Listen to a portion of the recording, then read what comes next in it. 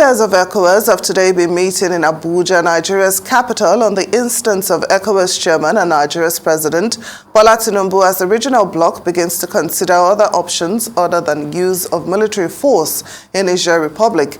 An earlier plan to deploy troops seems to have taken the backseat following a public outcry and Nigerian Senate's refusal to approve President Tinubu's request to proceed.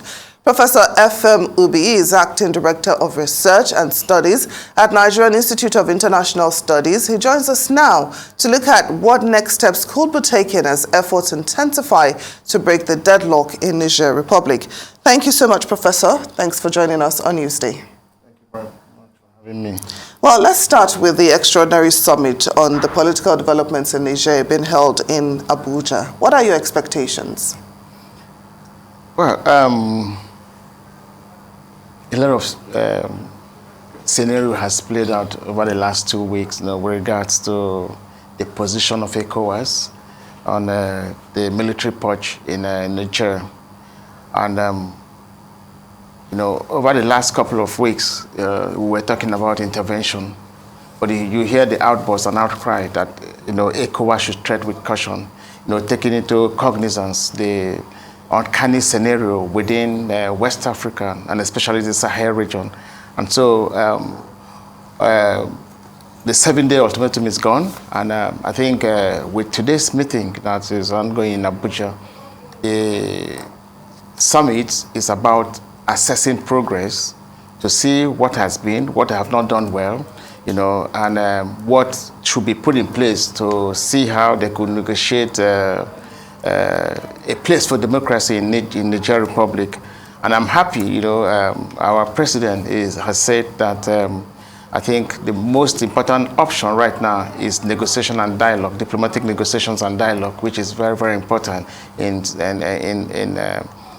resolving the issue in Niger. And so the prospect for this meeting is that now they are going to look at various options aside intervention, which in the last time, 2 weeks ago when I was here, I said it wasn't the best option, and it shouldn't even be an option if I'm to advise. And so right now, I think I'm happy that the community is coming together again to look at various options that will help create a conducive environment for democracy to thrive in Niger. And some people are fearing that the fact that it was such a harsh, hardline stance initially on behalf of ECOWAS, where reasoning wasn't necessarily what they wanted to use first, it was force, that it might have ruffled some feathers. But let's talk about that, the options that are available, that are possible. Some are saying that it's possible that just like other countries who have gone and had their own coups, that there would be a situation where there's a negotiation where they say a year or 2 years, you all restore your democratic rule. You go through a series of elections, and then everything goes back somewhat to normal. But we have seen in some of these cases of past coups that they give them the deadline of a year. It lasts 2 years. It lasts 3 years. There's always a bit of a shifting of the goalpost. Do you think that this might be an option that they're currently discussing in this extraordinary meeting? Or do you think, what other options could be available other than intervention, in your opinion? In international politics, there are a lot of options when it comes to issues of conflict or insecurity. We have mediation, arbitration, conciliation, and so I think, like we have rightly advised, over the last few weeks or few days, that I think the best option is negotiation. Yes, there's no doubt, there's a possibility of extension, by the military government in Niger, asking for an extension for transition. Maybe they could say 1 year, and there's also the possibility they can extend it for another 1 year. But I think for me, right now, the major issue we should be looking at is what is creating military coups across West Africa.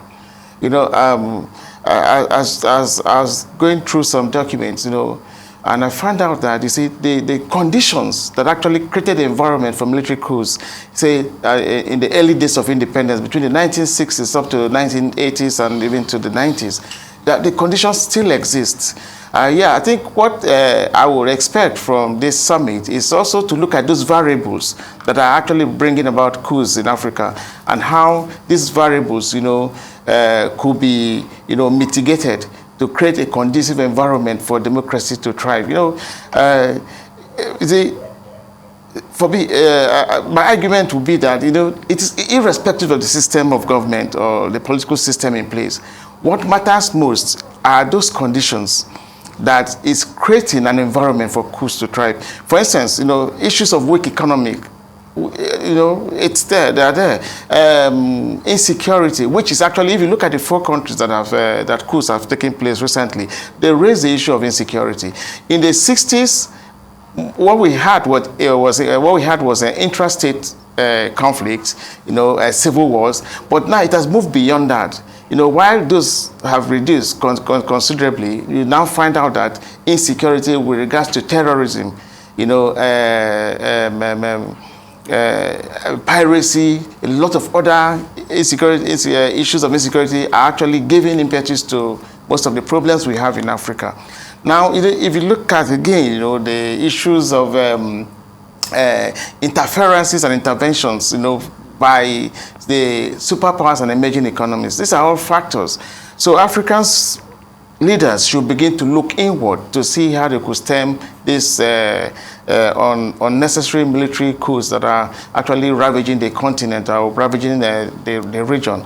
And so with this meeting and the assessment of issues that what they have done over the past few weeks, has it brought about solace or resolve the problems? If it has not, what should be put in place? Now, I think we shouldn't give up on negotiation. We shouldn't give up on sending international public persons and people like eminent persons to go see the military government in Niger. I think discussions should be open, and I'm happy that they have already sent delegations to Libya. They have already sent delegations to Algeria. And I think these countries will also help, aside from those who are not within the region, the community, to help, talk to the military regimes in Niger. And so maybe there are prospects for resolving the issue. And if you, again, while I feel there's prospects, they have already set up the government recently just appointed 21 ministers and a prime minister. So I think the government too is very sensitive to the fact that the community, when I mean the community, ECOWAS, they are not actually happy with what's happening in the region. So I think they are looking for ways to exit. Now, in my opinion, there seemed to be more international concern and outrage over this particular coup in Niger than what we had in Mali and Burkina Faso. We have UN, US representatives meeting with ECOWAS on Niger. What is so special about Niger? If we are talking about, military force in Niger to restore democracy, how come they're not also talking about doing the same in Mali and Burkina Faso? I think they are doing the same across, but because this is just in the current, that is why you see this government, the international community is really concerned about it. And if America is concerned, you should know why America is concerned. It's the #1 democracy in the world. And aside that, one of their foreign policies is to spread democracy and make sure democracy thrives across the globe and all that. And so the EU too is concerned. And if you understand the relationship between the Niger and US, you find out that US is a close ally of Nigerian government, in terms of military aid. A lot of military aid goes there. Prior to the coup, they have spent about $500 million in aid, military aid and ops for Niger. And much recently, with what has happened, they have now reduced to funding to about 100 million US by about 100 million US dollars. And so everybody everybody's worried, because with what has happened, if it is not checkmated, then it's going to burst out. It's going to encroach across West Africa, and maybe even across Africa.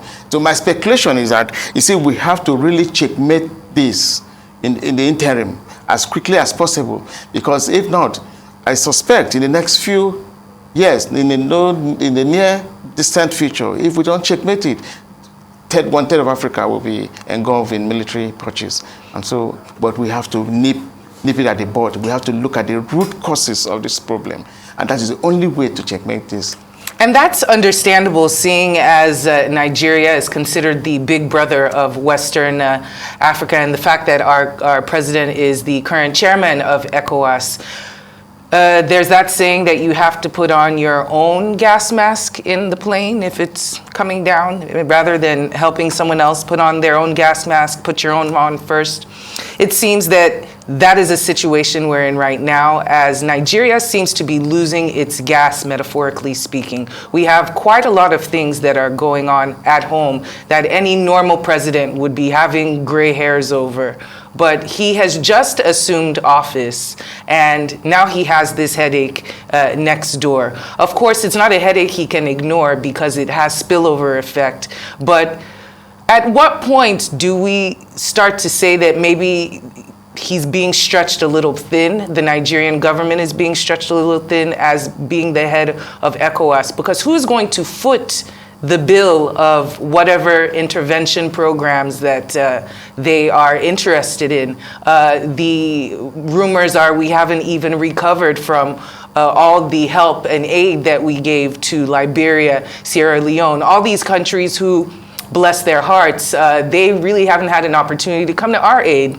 So in this situation, is it a bit of a lose-lose, or is there a win factor for us? And when could it be? Because wars last, or crises last for longer than most people anticipate. Thank you. That is actually the fears of every Nigerian, including you and I sitting down here.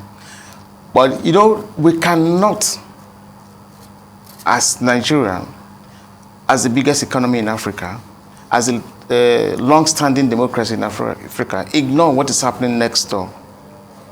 You know, we cannot ignore. We have to do as much as possible to make sure we bring about succor to our neighbors, you know, with regards to issues of military purchase. Now, yes, we've been overstretched over the last couple of years with regards to insecurity, you know, and with the problems of the Sahel. And, you know, if you understand the way West Africa is structured, you find that, you know, the whole of West Africa, from the seas up to the hinterland, the Sahel, it's definitely bogged down with a lot of criminality and insecurity. And so if we allow this thing to thrive, you know, it's going to affect us. Now, don't forget, you see, in international politics, whatever happens to your neighbor, you know, has a precipitation effect to your own country. And that was the reason why in the 90s we had to intervene in the Liberian and Sierra Leone crisis through ECOMOG. We were part of those who pushed for the formation of ECOMOG to make sure we tried to mitigate the crisis in that region. You know, the whole region would have been inflamed. And so this is the same thing as big brothers, you know, which we have always been, trying to make sure that these things, you know, we try to settle these problems, you know, before it escalates beyond what we can manage. Now, you see, the way the Sahel is, we have to be very careful. The Sahel is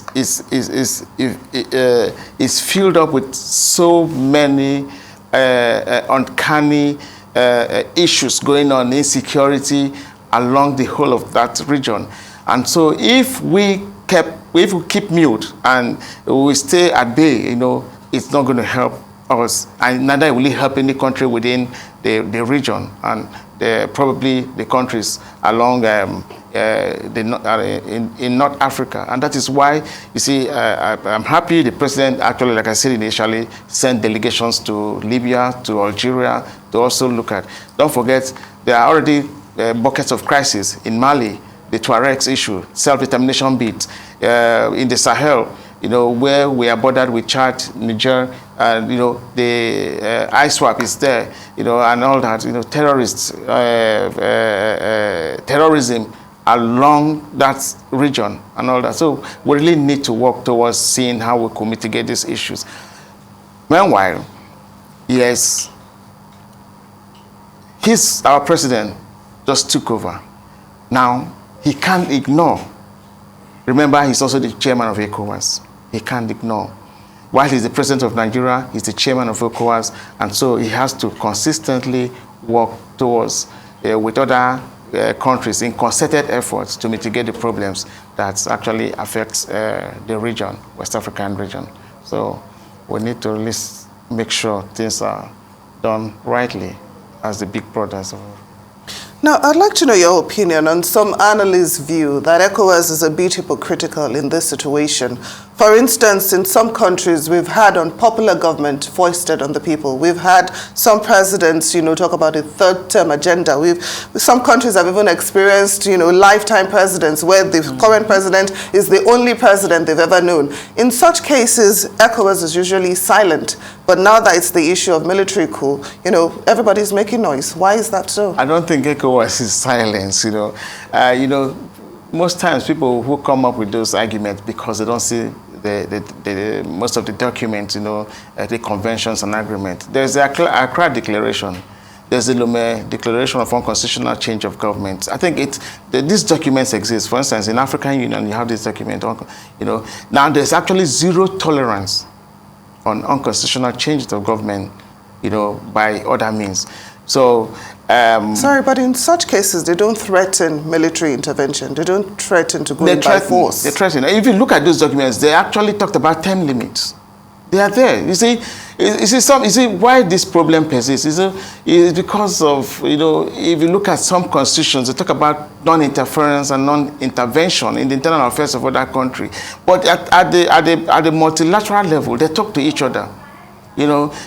Sometimes, sanctions are actually being placed, for those of them who are being going for third-term bids, those of them who are sit-tight president. Not that they don't talk. Sometimes these things are not in the limelight, and that is why we feel these governments are not saying anything. They are saying anything. They talk to each other. And so, but you see, the fact that it happens in some places and they go scot-free, I don't think it's something that is nice. This is all part of the problem. When you look at why democracy is failing in Africa, or why Africa is failing under democracy, these are parts, the sit-tight presidency or permanent presidency syndrome, the weak economy, the fusion of alien practices that are not part of the African scenario, and all that. And, when you look at these things, it destroys confidence, the citizens' confidence, trust in government.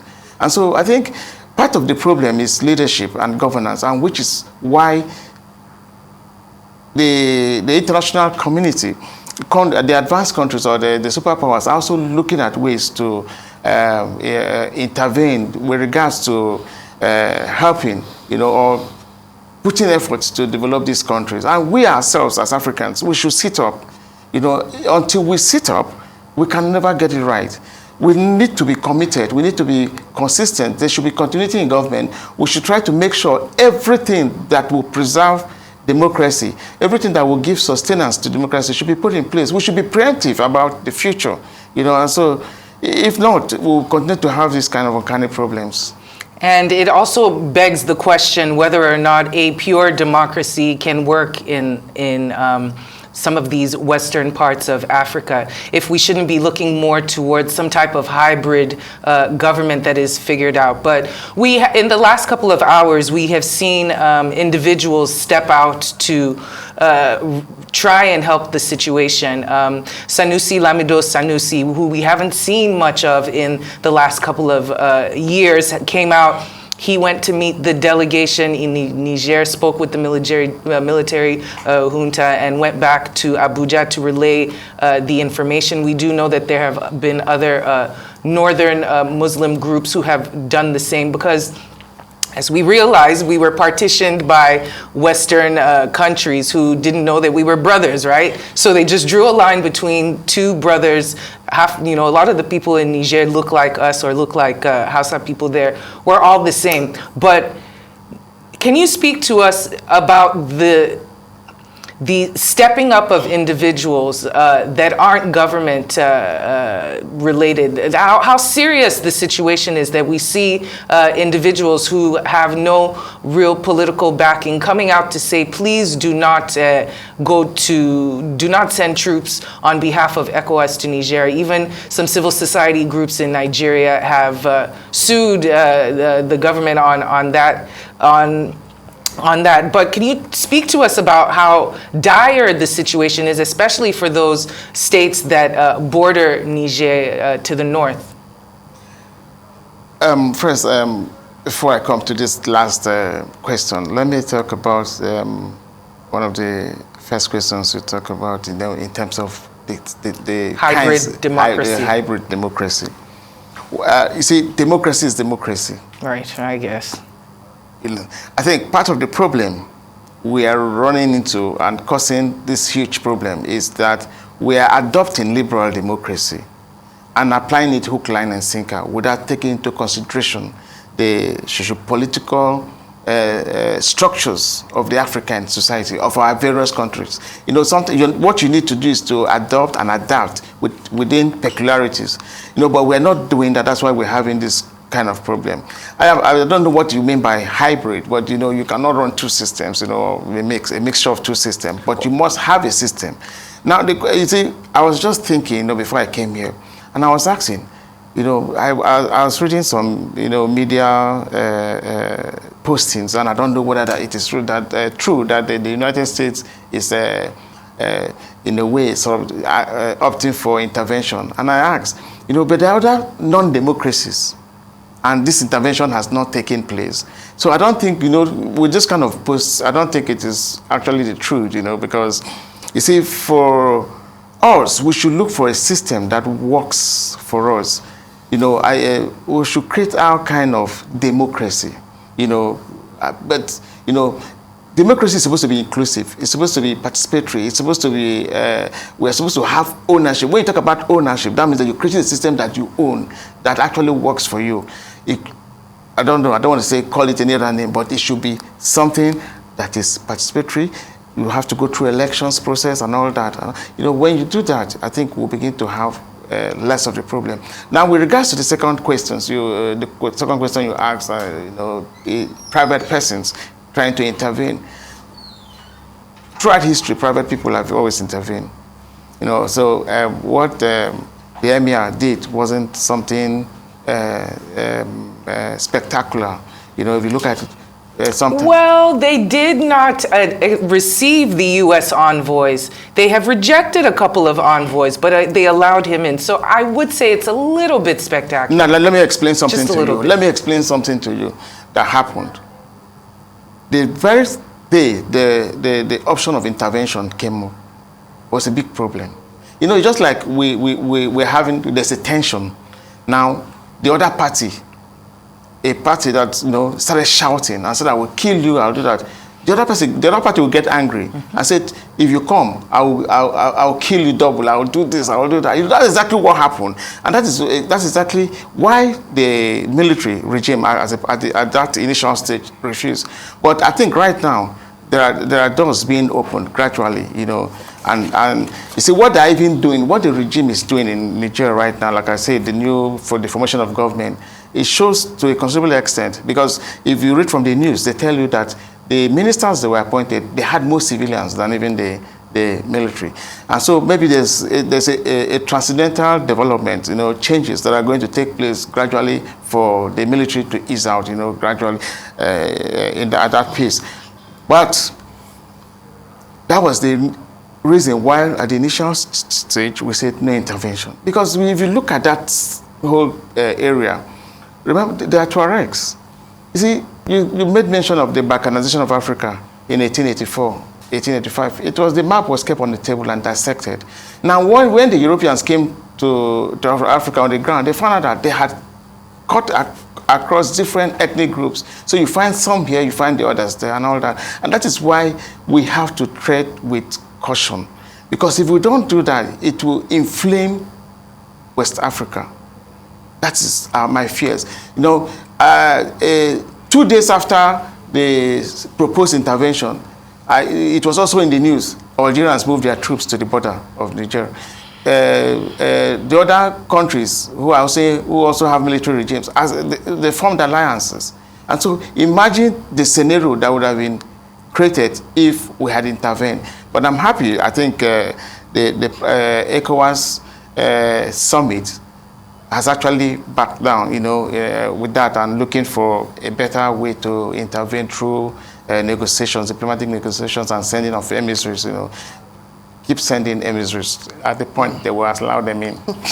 Well, we hope so. Professor Efem Ubi, Acting Director of Research and Studies, Nigerian Institute of International Affairs. Thank you so much for joining us on You Stay. Thank you so much.